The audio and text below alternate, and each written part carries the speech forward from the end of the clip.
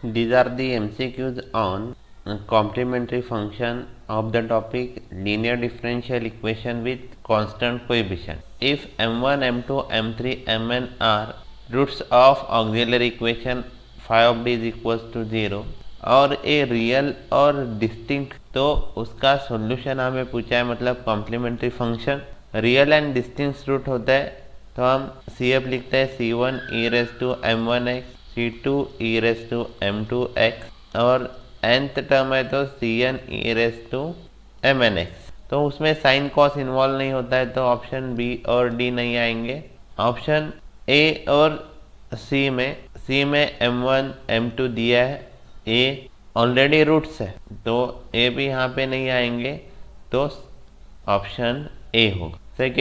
Second equation roots m1 m2 mn of auxiliary equation phi of d is equals to 0 are real और 2 of these roots are repeated, मतलब m1 is equals to m2 repeat हो रहा है और बाकी के distinct है तो उसका रूट का है। अब मैंने अभी कहा रियल रूट्स होता है तो उसमें कॉस और साइन नहीं होता है तो ऑप्शन बी एंड सी नहीं आएंगे।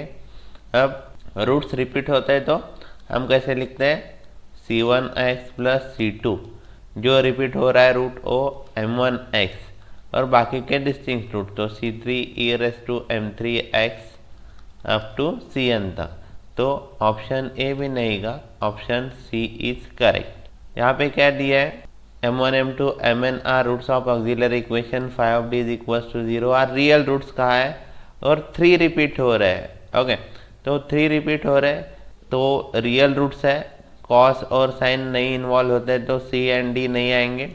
रिपीट हो रहा है तो ए सोल्यूशन होगा, ए डिस्टिंक्ट के लिए सोल्यूशन होता है तो ऑप्शन ए नहीं होगा, option B is correct. m1 is equals to alpha plus I beta, m2 is equals to alpha minus I beta, two complex roots of auxiliary equation. अब देखो कॉम्प्लेक्स रूट्स कैसे होता है, कॉम्प्लीमेंट्री फंक्शन का separate video मैंने मेरे YouTube channel पे डाला है, उसकी लिंक मैं डिस्क्रिप्शन बॉक्स में दूंगा तो आप वहाँ से कॉम्प्लीमेंट्री फंक्शन डिटेल में देख लेना। देखो रूट्स अगर आपका अल्फा प्लस और माइनस आई बीटा होता है, अल्फा को हम कहते हैं रियल पार्ट और बीटा को कहते हैं हम इमेजिनरी पार्ट।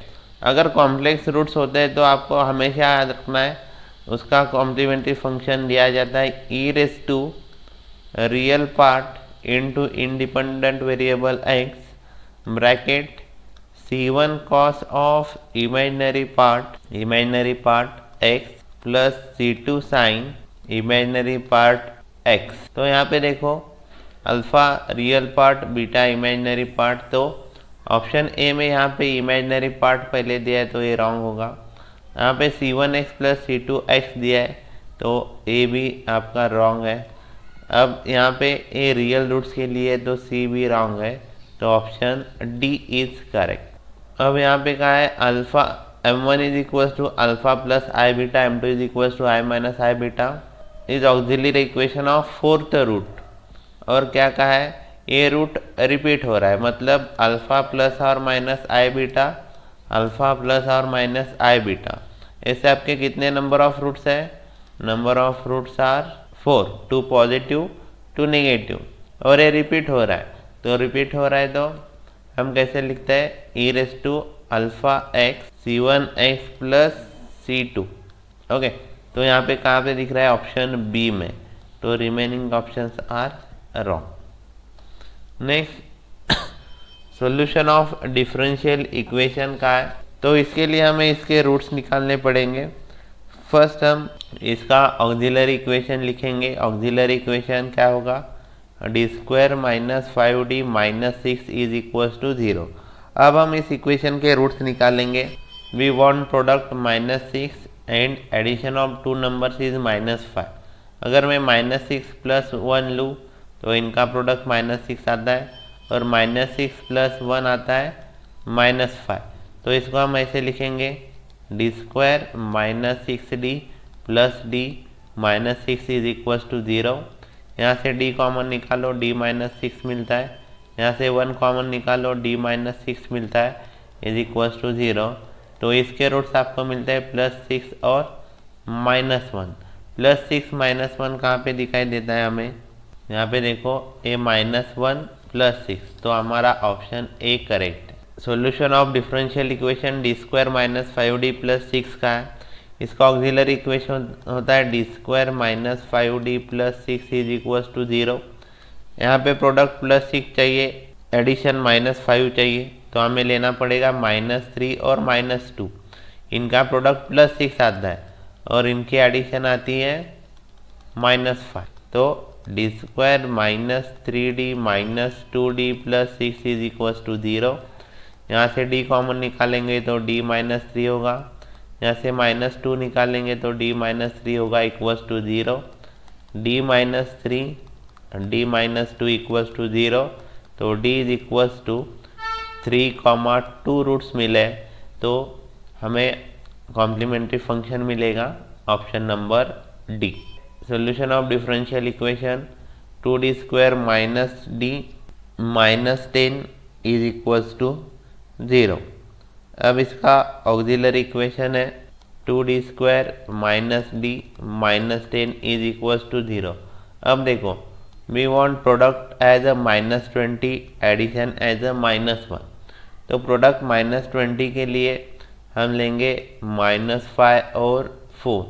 -5 × 4 आपका -20 आता है, -5 + 4 आता है -1। इस -d के लिए लिखते हैं हम -5d + 4d - 10 = 0। यहाँ से 2d कॉमन निकालते हैं, अंदर बचता है d 5/2 प्लस यहाँ से हम कॉमन निकालते हैं 4, तो अंदर बचता है d - 5/2 = 0। तो हमें मिलता है d - 5/2 एक फैक्टर और 2d + 4 = 0 फैक्टर। तो फर्स्ट ब्रैकेट से हमें d = +5/2 मिलेगा, सेकेंड ब्रैकेट से हमें मिलेगा -2। अब 5/2 और -2 हमें किस ऑप्शन में दिखाई देता है? तो option number C, remaining are wrong.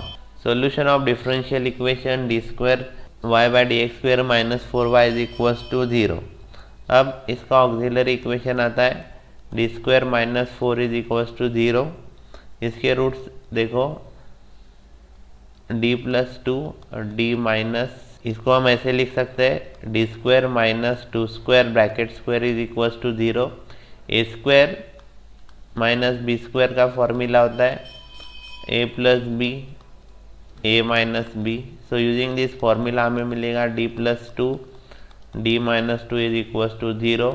तो हमें रूट्स मिलेंगे -2 और +2।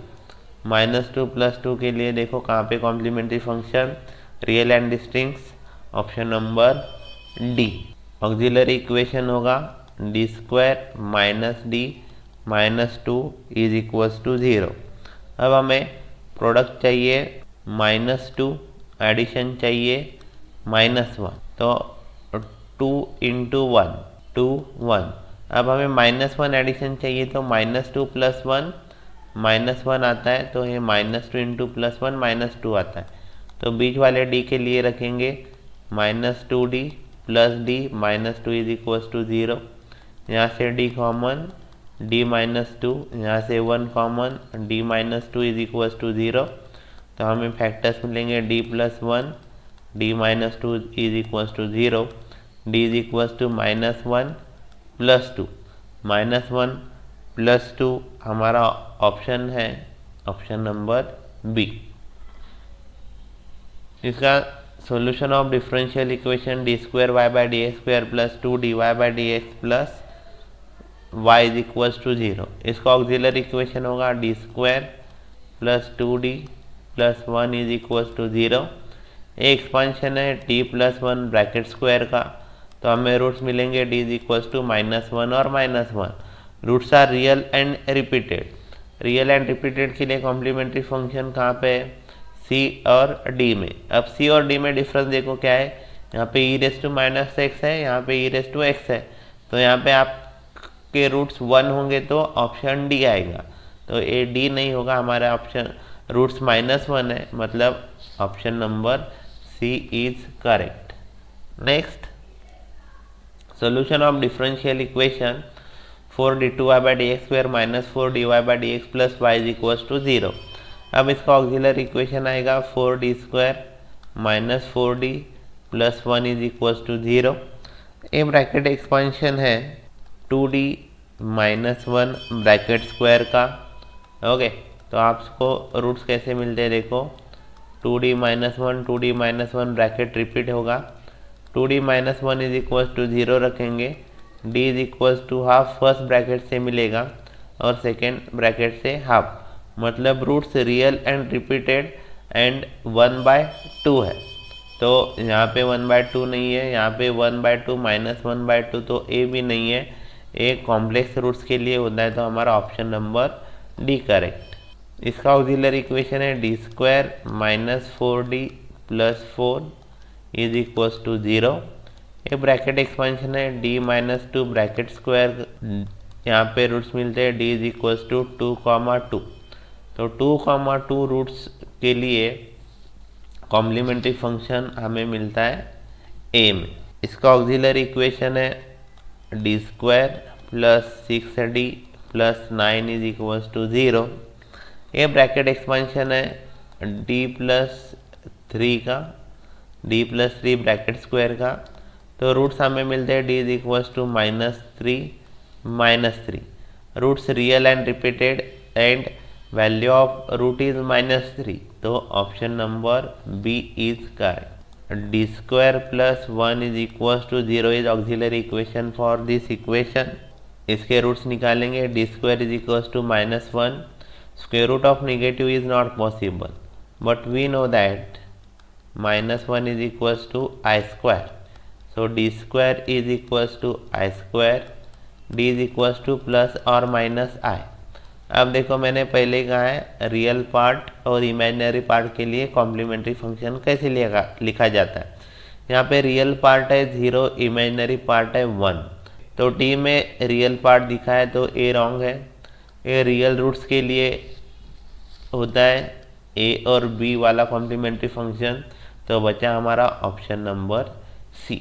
यहाँ पे देखो बीटा की वैल्यू 1, सेम केस जो प्रीवियस एग्जांपल सॉल्व किया था, d² plus 9 is equals to 0 is auxiliary equation for given equation, d² is equals to -9, तो d² is equals two plus और -3 है, रूट्स मिलते हैं, तो यहाँ पे अल्फा 0 है, बीटा आपका 3 है, तो बीटा यहाँ पे 3 कहाँ पे दिखाई देता है, ऑप्शन नंबर डी।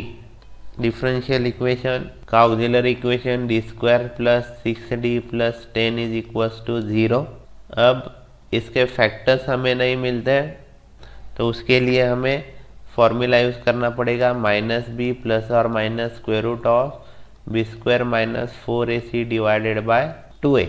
तो यहाँ पे b की वैल्यू है आपकी 6, c की वैल्यू है 10 और a आपका है 1।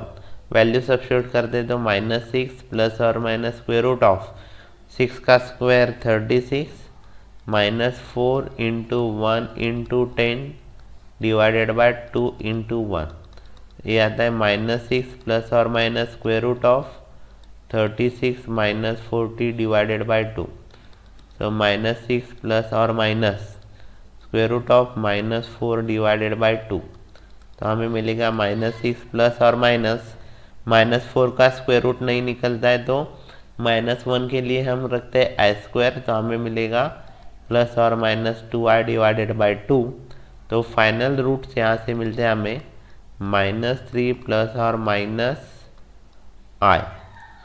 अब यहाँ पे हमें अल्फ़ा मिला है -3, बीटा मिला है 1। अब अल्फ़ा इज इक्वल्स टू -3 कौन से ऑप्शन में दिखाई देता है, ऑप्शन नंबर ए, तो option number A is solution of this differential equation. d²y/dx² plus dy/dx plus y is equals to 0। इसका ऑक्सिलरी इक्वेशन है d² plus d plus 1 is equals to 0। अब यहाँ पे भी फैक्टर्स नहीं मिलते हैं हमें डायरेक्टली, तो हमें -b प्लस और minus square root of b² minus 4ac divided by 2a का फॉर्मूला यूज़ करना है। यहाँ पे a इज इक्वल्स टू 1 है, b इज इक्वल्स टू 1 है, सी इज इक्वल टू 1 है। तो -1 प्लस और minus square root of b square 1 -4 1 into 1 divided by 2 -1 plus और minus square root of -3 divided by 2 -1 plus और minus square root of -3 is not possible. Substitute -1 is equals to I square. We get √3i divided by 2. तो आपको alpha मिलता है -1/2, beta मिलता है √3/2। तो alpha 1/2 एक ही ऑप्शन में है, option number C. Given differential equation का ऑक्सिलरी इक्वेशन होता है 4d² plus 4d plus 5 is equals to 0। इसके भी फैक्टर्स नहीं मिलते तो हम क्या करेंगे, -b प्लस और minus square root of b² minus 4ac divided by 2a का फॉर्मूला यूज़ करेंगे। यहाँ पे a होगा 1, यहाँ पे a होगा 4, b होगा 4, c होगा 5। तो -4 प्लस और minus square root of b² मतलब 4 का square 16 -4 into a is 4, c is 5 divided by square root of 2 into 4। तो यहाँ पे हमें मिलेगा -4 प्लस और माइनस 16, 4 into 4 16, 16 5 जा 80 divided by 8। This is equals to -4 plus और minus square root of 64 minus divided by 8 -4 square root of, we substitute -1 is equals to I square, square root of 64 is 8 and this I divided by 8 means we get -1/2 plus or minus I. So here alpha is -1/2, beta is 1. So option number B contains alpha -1/2 and beta 1. यहाँ पे cubic equation है। अब cubic equation है, roots निकालने में अगर आपको समय लगता है तो हम देखेंगे ये जो ऑक्सिलरी इक्वेशन है इसका d³ plus 6 d² plus 11 d plus 6 is equals to 0 कौन से रूट्स के लिए वेरीफाई करता है। अब देखो यहाँ पे ऑप्शन ए में यहाँ पे एक रूट्स है 1, एक रूट है 2, एक रूट है 3, सारे पॉजिटिव रूट है और कोई भी पॉजिटिव वैल्यू ए इक्वेशन सेटिस्फाई नहीं करेगी। तो ऑप्शन ए ऑटोमेटिकली कैंसिल हो गया। अब देखो ऑप्शन बी में यहाँ पे 2 है +2, तो 2 भी सेटिस्फाई नहीं करेगा तो ऑप्शन बी भी चला गया। ऑप्शन सी में यहाँ पे रूट है 1, यहाँ पे रूट है 3, तो पॉजिटिव रूट है तो ए भी 1 और 3 सेटिस्फाई नहीं करेंगे तो ऑप्शन डी भी चला गया। तो हमारा ऑप्शन सी करेक्ट है। ऑक्सिलरी इक्वेशन है d³ - 7d - 6 is equal to 0। यहाँ पे ऑप्शन ए में रूट्स है 1 2 3, यहाँ पे -1 -2 6, यहाँ पे -1 2 1 और यहाँ पे -1 -2 और 3। अब देखते हैं कौन से इक्वेशन के लिए, कौन से रूट्स के लिए इक्वेशन सेटिस्फाई होता है। अब हम d इज इक्वल टू 1 रखते हैं तो हमें क्या मिलता है 1 -7 -6 is equal to 1 -13 is equal to -12 not equal to 0। मतलब 1 सेटिस्फाई नहीं करता है तो option number C, option number A automatically cancel हो गए। बचे क्या ऑप्शन बी और ऑप्शन डी। अब बी में देखो -1 है, -1 रखेंगे तो -1 का क्यूब -1, -7 इंटू -1 प्लस 7 -6, -7 प्लस 7 क्या होगा 0। तो -1 बी में भी है, -1 यहाँ पे भी है, -2 दोनों में है तो -2 नहीं चेक करेंगे, बचा 6 और 3। तो 3 रख के देखेंगे, 3 का क्यूब होता है 27, -7 इंटू 3 21 -6, तो 27 - 27 इज इक्वल टू 0। यहाँ पे ये सेटिस्फाई कर, तो ऑप्शन नंबर डी।